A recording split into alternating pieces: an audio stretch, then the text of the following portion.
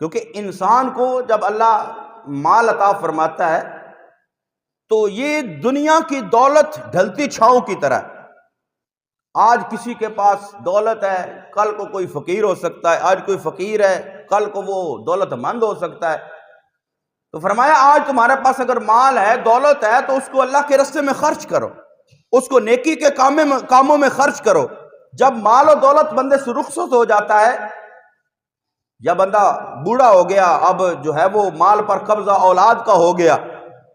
اب بندہ اس کے پاس کچھ نہیں ہے، وہ سوچتا ہے کاش میں کچھ نیکی کے راستے پر خرچ کر لوں، کسی غریب کی مدد کر لوں، کسی مسجد میں جو ہے وہ کر لوں، کسی جگہ میں نیکی کے اندر جو ہے وہ مال خرچ کر لوں، لیکن پلے کچھ نہیں ہوتا۔ تو فرمایا وہ وقت آنے سے پہلے جب تمہارے پاس مال ہے اس کو غنیمت سمجھو، اور اس وقت جو ہے وہ اللہ کے راستے میں خرچ کرو۔ وَغِنَاكَ قَبْلَ فَقْرِكَ،